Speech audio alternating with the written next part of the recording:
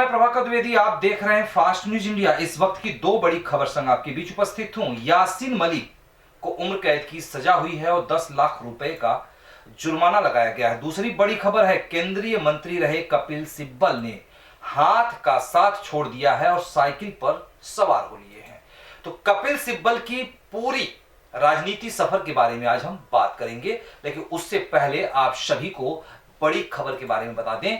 आतंकी terror funding मामले में दोषी आतंकी यासीन मलिक को एनआईए की विशेष अदालत ने उम्र कैद की सजा सुनाई है। जी हां, बिल्कुल आपने सही सुना।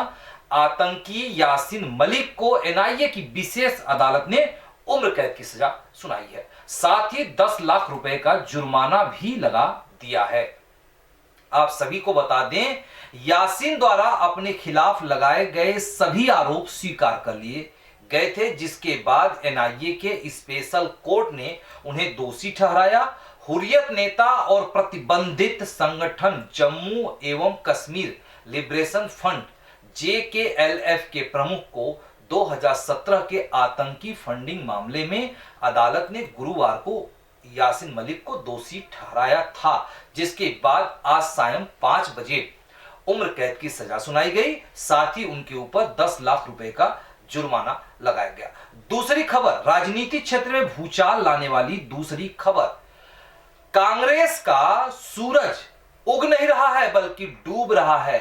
सोनिया गांधी और राहुल गांधी के लाख प्रयासों के बावजूद भी कांग्रेस का सूरज डूबता हुआ नजर आ रहा है। अभी कुछ दिन पहले सिद्धू का जेल जाना और अब सिब्बल का कांग्रेस का साथ छोड़ना राजनीति में एक भूचाल है। जी हां, बिल्कुल आपने सही सुना।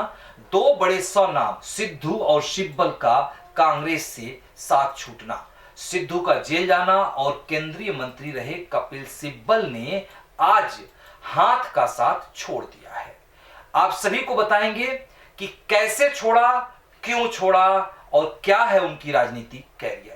तो आप सभी को अब हम उनके राजनीतिक सफर के बारे में, सिब्बल जी के राजनीतिक सफर के बारे में आप सभी को जानकारी प्रदान करेंगे। देश के जाने माने वकील और पूर्व केंद्रीय मंत्री कपिल सिब्बल ने कांग्रेस पार्टी के छोड़ने के बाद बुधवार को यानी कि आज समाजवादी पार्टी के समर्थन से राज्यसभा सदस्य के लिए नामांकन दाखिल कर दिया है। पूरे भारत में दल बदलने की प्रक्रिया काफी फेमस है। अभी इस पार्टी में, कभी किस पार्टी में। तो दल बदलने की प्रक्रिया के तहत पूर्व केंद्रीय मंत्री कपिल सिब्बल ने आज दल को बदल दिया, यानी हाथ का साथ छोड़ दिया और अब साइकिल पे सवार हो चुके हैं। कांग्रेस के दिग्गज नेता कपिल सिब्बल वर्ष 2004 से 2014 तक यूपीए गठबंधन की सरकार के दौरान केंद्रीय मंत्री के पद पर रह चुके हैं। साथ ही आपको बता दें दर्शकों कि अपने बेबाक अंदाज के लिए मशहूर कपिल सिब्बल 1989 से लेकर 90 तक वो भारत के अतिरिक्त महाअधिवक्ता के रूप में भी अपनी सेवाएं दे चुके हैं। वर्ष 1998 में वह कांग्रेस पार्टी की ओर से राज्यसभा सदस्य भी रह चुके हैं। कपिल सिब्बल वर्तमान में उत्तर प्रदेश से कांग्रेस कोटे से राज्यसभा सदस्य भी हैं। दरअसल इस बार कांग्रेस के पास यूपी में इतने विधायक नहीं हैं कि कपिल सिब्बल को फिर से राज्यसभा भेजा जा सके। इसलिए माना जा रहा है कि कांग्रेस की ओर से रुख साफ नहीं होने पर उन्होंने समाजवादी पार्टी से अप्रत्यक्ष तौर पर मदद मांगी और अखिलेश यादव ने इस मौके को न इनकार करते हुए तुरंत सहजता से स्वीकार कर लिया। आइए आगे बताते हैं कि कपिल सिब्बल 14वीं लोकसभा के गठन के बाद केंद्रीय मंत्रिमंडल में विज्ञापन एवं तकनीकी मामलों के साथ साथ भू विज्ञान मामलों के कैबिनेट मंत्री भी रहे। कपिल सिब्बल 2016 में आई हिंदी फिल्म शोरगुल के लिए गीत भी लिख चुके हैं। जी हां, बिल्कुल दर्शकों आपने सही सुना कि कपिल सिब्बल सिर्फ एक राजनेता ही नहीं बल्कि एक गीतकार भी थे, जिन्होंने 2016 में आई हिंदी फिल्म शोरगुल के लिए गीत भी लिखा था। पूर्व कांग्रेस नेता कपिल सिब्बल को अक्सर कांग्रेस के एक बौद्धिक चेहरे के रूप में देखा जाता रहा है। वह विभिन्न समाचार पत्रों के नियमित कॉलम में पार्टी का पक्ष रखते हुए नजर आ रहे थे। अब बात करते हैं कपिल सिब्बल की जीवन परिचय की। तो आप सभी दर्शकों को बता दें कि 8 अगस्त 1948 को पंजाब के जालंधर जिले में कपिल सिब्बल जी का जन्म हुआ था। इनके पिता का नाम हीरा लाल सिब्बल और माता का नाम कैलाश रानी सिब्बल है। सिब्बल के पिता भी पेशे से मशहूर वकील थे। अब आगे बात करते हैं सिब्बल जी के शिक्षा की। सिब्बल अपनी प्रारंभिक शिक्षा के बाद आगे की पढ़ाई के लिए 1960 के दशक के मध्य में दिल्ली चले गए थे। उन्होंने 1970 के दशक की शुरुआत में दिल्ली विश्वविद्यालय से इतिहास और कानून की डिग्री पूरी की थी। इसके बाद साल 1977 में उन्होंने हार्वर्ड यूनिवर्सिटी कैम्ब्रिज और मैसाचुसेट्स से कानून की डिग्री हासिल की थी। उनके कैरियर के बारे में हम बात करें, इनके बारे में और जानकारी आप सभी दर्शकों को प्रदान करें, उससे पहले हम आप सभी दर्शकों को यह दिखाना चाहेंगे कि कपिल सिब्बल ने समाजवादी पार्टी यानी कि साइकिल पर सवार होने के बाद क्या कहा। तो आइए दिखाते हैं कपिल सिब्बल ने क्या कहा। मुझे मिला है और ये अखिलेश जी, शिवपाल जी, आजम खान साहब ने मुझे दिया है और मैं एक इंडिपेंडेंट आवाज़ सदन में उठाना चाहता हूँ। अगर आप किसी दल में रहो तो निश्चित रूप से दल के जो डिसिप्लिन है उसका भी पालन करना पड़ता है। वोट भी विप के द्वारा देना पड़ता है, ठीक है ना। वो विप तो मुझे अभी लागू नहीं। हाँ, तो मैं चाहूँगा कि जो देश में जो समस्याएं हैं एक इंडिपेंडेंट आवाज़ उठनी चाहिए। वो समस्याएं मैं सदन के द्वारा जनता के सामने रखूं। कौन सी आवाजें आपको लगता है जो समय जरूरी है? देखिए, इस देश में बहुत सी ऐसी बातें हैं जो जनता तक पहुंचती नहीं। एक देश ऐसे रास्ते पे चल रहा है कि अमीर अमीर होता जा रहा है और 2-4 लोग इस देश में ऐसे हैं जो लगता है कि सारी देश की संपत्ति उन्हीं को दी जा रही है। तो ये भी जनता को हमें बताना पड़ेगा। और 2 सबसे बड़ी समस्याएं इस देश में है, वो है हमारी बच्चों की समस्याएं और माँओं की समस्याएं, बहनों की समस्याएं। आपको लग रहा है कि आप उत्तर प्रदेश से जाएंगे तो एक बेहतर आवाज उत्तर प्रदेश के? बिल्कुल, उत्तर प्रदेश की आवाज़ तो हम उठाएंगे ही, लेकिन सबसे इम्पोर्टेंट जो बात यह है कि इस देश में जब तक बच्चे अच्छी तरह से शिक्षित नहीं होंगे, मोदी जी बड़ी बड़ी बातें करते हैं, बड़ी बड़ी डिजिटल इंडिया की बात करते हैं। पहले तो हम बुनियादी तौर पे बच्चों को शिक्षा नहीं देंगे तो डिजिटल इंडिया नहीं बनेगा।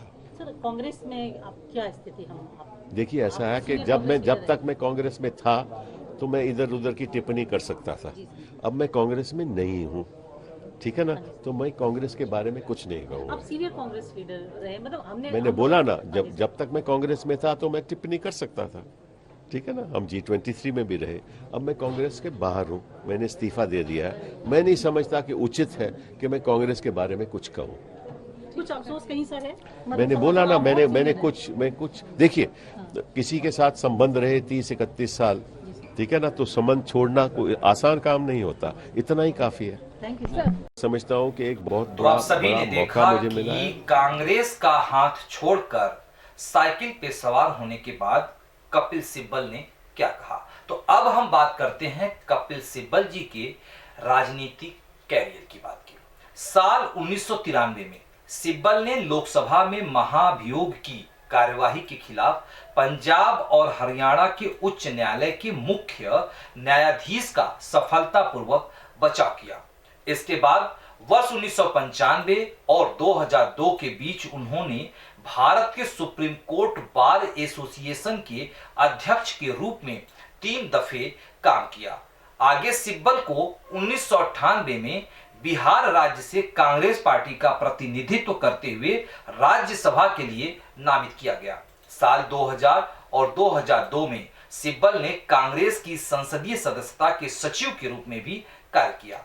आगे 2004 के लोकसभा चुनाव में राष्ट्रीय राजधानी दिल्ली के चांदनी चौक क्षेत्र से चुनाव लड़े और जीत हासिल की।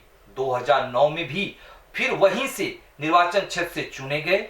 नेशनल हेराल्ड केस में सोनिया गांधी की पैरवी कर रहे सिब्बल ने पैरवी भी की थी। सिब्बल वीपी सिंह की सरकार में एडिशनल सॉलिसिटर जनरल भी रह चुके हैं।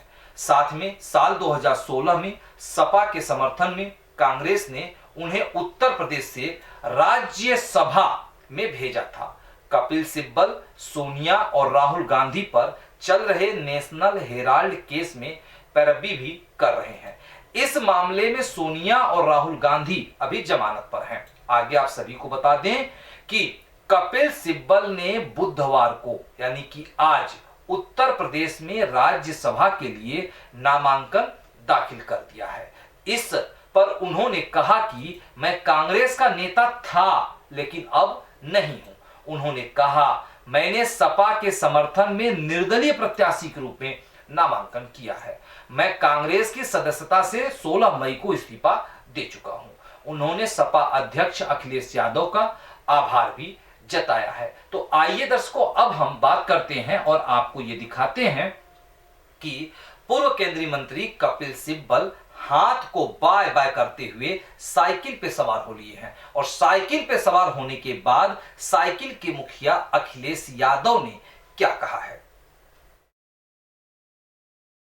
पहला नॉमिनेशन हुआ है, इस तरह पार्टी की तरफ से 2 और जा सकते हैं, बहुत जल्दी उनका भी नॉमिनेशन हो जाएगा। कपिल सिब्बल जी के आने से किस तरीके से देखते हैं, क्या कपिल सिब्बल जी वरिष्ठ अधिवक्ता रहे हैं, देश के जाने माने केसेस उन्होंने लड़े हैं। वो लोकसभा में रहे हों, राज्यसभा में रहे हों, उन्होंने बात को अच्छी रखा है ढंग से। पॉलिटिकल कैरियर भी है उनके पास, एज ए लॉयर बहुत सक्सेसफुल लॉयर हैं। तो हमें उम्मीद है कि देश में जो बड़े बड़े सवाल हैं, आज देश किस रास्ते पर है। आज बेरोजगारी सबसे ज़्यादा है, महंगाई रुक नहीं रही है, कानून व्यवस्था ध्वस्त होती चली जा रही है, हमारी सीमाएं सुरक्षित नहीं है, चीन लगातार हमारी सीमाओं के अंदर आ रहा है। तो इन तमाम बड़े बड़े सवालों पर मुझे लगता है कपिल सिब्बल जी समाजवादी पार्टी और अपने विचारों को रख पाएंगे। अब ये जो 2 नाम और हैं बचे हुए बहुत जल्दी नाम घोषित हो जाएंगे, बहुत जल्दी नाम घोषित हो जाएंगे। आज कपिल तो आप सभी दर्शकों ने इस वक्त की 2 बड़ी खबरों को ध्यान से देखा, जिसके लिए आप सभी दर्शकों को धन्यवाद। यदि आप फास्ट न्यूज इंडिया के इस चैनल को किसी भी सोशल मीडिया पर देख रहे हो तो लाइक, कमेंट, शेयर और सब्सक्राइब करना ना भूलें। फास्ट न्यूज इंडिया पे होती है हर खबर पर नजर। हमें दे इजाजत, लेकिन आप बने रहें फास्ट न्यूज इंडिया पे। नमस्कार।